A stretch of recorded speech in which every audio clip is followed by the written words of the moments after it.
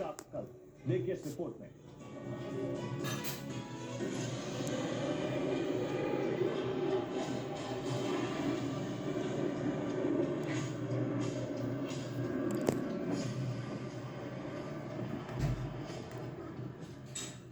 अब देखें, इजराइल और ईरान का जो युद्ध चल रहा है वो सीज फायर हो चुका है, लेकिन फिर भी ईरान में विस्फोट, ड्रोन से विस्फोट हो रहे हैं और ईरान कह रहा है कि इजराइल ने किया है। तो अभी क्लियर नहीं हो पा रहा है कि इजराइल ने किया है या कोई और ने किया है। ईरान के जो विद्रोही हैं उन लोगों ने किया है। और ईरान इजराइल का वार अभी कंटिन्यू चल रहा है, देखें एक तरीके से सीज फायर, लेकिन फिर भी लग रहा है। और ट्रंप ने कहा था कि हमने सीज फायर कर दिया, लेकिन इनका सीज फायर फिर वो कह रहे हैं कि हाँ अगर ज़रूरी हुआ तो ईरान पे हम फिर अटैक करेंगे। अगर उनका यूरेनियम जो है अगर नष्ट नहीं हुआ तो उसको नष्ट करने के लिए फिर करेंगे, और ईरान को हम एटम बम बनाने कभी नहीं देंगे। और ईरान और इजराइल और यूएस ने फिर तैयारी की है ईरान पर अटैक करने के लिए। वो चीज़ें लीक हो चुकी हैं और सबको पता चल गया। और ट्रंप नेतन्याहू का जो सिद्धांत है वो है कि किसी भी हाल में हम ईरान को नहीं छोड़ेंगे, ईरान को हम तबाह करके दम लेंगे, पूरी तरीके से नष्ट करेंगे। और आईएए ने दी इन्फॉर्मेशन कि ईरान ने फिर अपना एटमी जो कार्यक्रम है वो शुरू कर दिया है। तो ये इनका जो सीज फायर है, युद्ध विराम है, वो टूटने ही वाला है, कभी भी टूट सकती है। इजराइल यूएस कभी भी अटैक कर सकते हैं, देखें आप, कभी भी हमला कर सकते हैं। और सिराज शहर का देखिए कैसे विनाश हुआ। और ये भ्रम फैलाते हैं ट्रंप भ्रम फैलाने के दौरान वो चाहते हैं कि खामनेई को मार दें। वो खामनेई के बेसिकली खामनेई को मारना चाह रहे हैं, किसी भी तरीके से खामनेई मार दिया जाए तो यह युद्ध करीब करीब पूरी तरीके से रुक जाएगा। आप देखेंगे कि जो इजराइल ने कहा था अमेरिका से कि आप जो बंकर ब्लास्टर बम है उसे यूज़ करें, ताकि जो नतांज है, स्पॉन है, फोर्दो है, इन तीनों को पूरी तरीके से, तीनों न्यूक्लियर सेंटर को पूरी तरीके से ख़त्म कर दिया जाए। और स्पॉन में जो यूरेनियम भंडार है, ये लोग कह रहे हैं कि नहीं यहाँ रखा है वहाँ रखा है, लेकिन सभी लोग भ्रम में हैं। एक्चुअली जो ये हथियार है वो चाइना में, जो यूरेनियम है चाइना में ये भेज चुका है ईरान। आज नहीं तो कल ये न्यूज़ बोलेगी कि ये चाइना को पहुंचा चुका है, ताकि वहाँ उसको डर नहीं है। और चाइना नया सहयोगी है ईरान का, इसलिए अब उसको थोड़ा भी, चाइना तो अमेरिका से डरता ही नहीं किसी भी हालात में, क्योंकि रूस से युद्ध चल रहा है। तो इस दौरान रूस में भेजेंगे तो हो सकता है कि तबाह हो जाए, तो इसलिए इन्होंने चाइना में भेज दिया। और ये गोलमोल बयान दे रहे हैं अपना। ट्रम्प क्या कहते हैं क्या नहीं कहते हैं, आप जानते हैं कि उनकी बात पूरी तरीके से सही नहीं होती है। और ये वर्ल्ड वार की स्क्रिप्ट शुरू हो रही है, अब वर्ल्ड वार होना ही है। और पूरी तरीके से आप देखें कि जो है कि स्पॉन के प्राचीन ऐतिहासिक स्थलों में संवर्धित यूरेनियम छिपाया गया, ये लोग कह रहे हैं, लेकिन एक्चुअल सच्चाई ये नहीं है।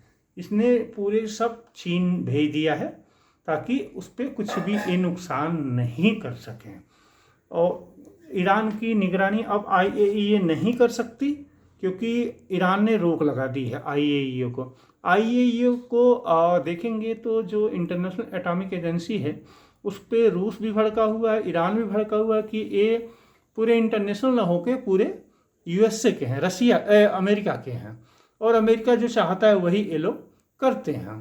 तो जो आईएईए ने इन्फॉर्मेशन दी थी कि ईरान का एटमी मिशन स्टार्ट हो चुका है, तो ये लोग कभी भी हमला कर सकते हैं, चाहे इजराइल हो या अमेरिका हो। पूरी तरीके से जब तक ये लोग ईरान को तबाह नहीं कर देंगे तब तक ये लोग शांत नहीं बैठने वाले।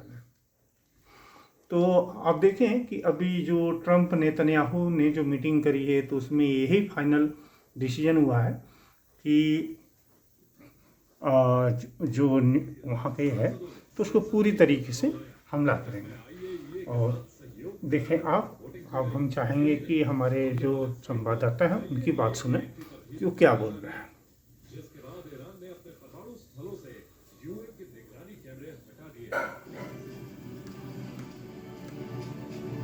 अब स्थिति ये है कि आईएईए के लिए न सिर्फ ईरान की परमाणु गतिविधियों पर नजर रखना मुश्किल हो गया, बल्कि यूनाइटेड नेशंस के लिए भी ईरान ने बगावती तेवर अपना लिए। यानी अब तक जिस ईरान ने यूरेनियम संवर्धन के लिए निगरानी संस्थाओं की बंदिशों को स्वीकार किया, उसे सीधे नकारना शुरू कर दिया। और ये संकेत है कि ईरान पर फिर से हमला होगा।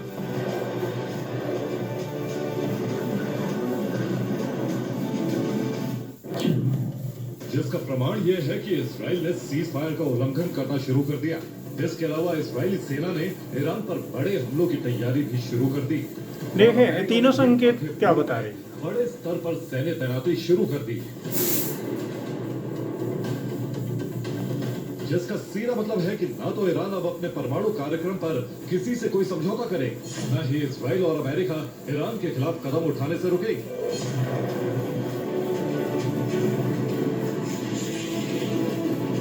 और ये सब इसलिए होगा क्योंकि ईरान ने IAEA के साथ सहयोग खत्म कर दिया। दरअसल ईरान के परमाणु ठिकाने पर हमले के बाद विदेश मंत्री अब्बास अरागची ने साफ कहा था कि IAEA को अब ईरान परमाणु ठिकानों का निरीक्षण नहीं करने देगा। IAEA के महानिदेशक राफेल ग्रॉसी का दौरा न सिर्फ बेवजह है, बल्कि उनका ये दौरा दुर्भावना के इरादे से हो सकता है।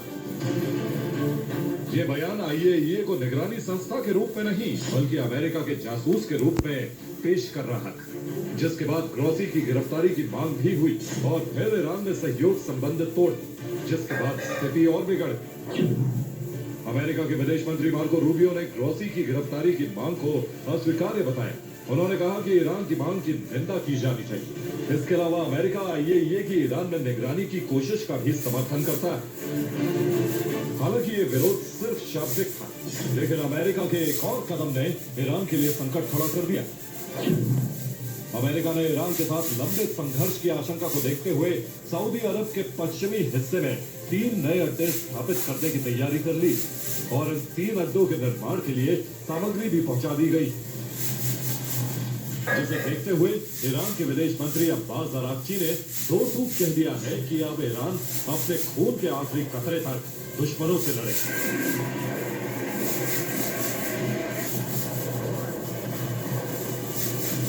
तो क्या अब तक की स्थिति में ईरान नैतिक जीत के साथ सख्त तेवर अपना रहा? इस सवाल का जवाब IRGC खुद फोर्स के कमांडर इस्माइल कानी ने दिया।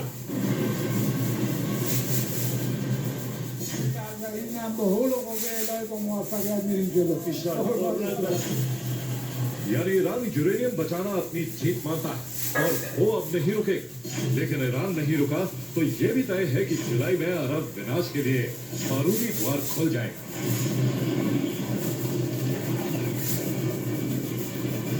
Bureau report TV9 Bharat.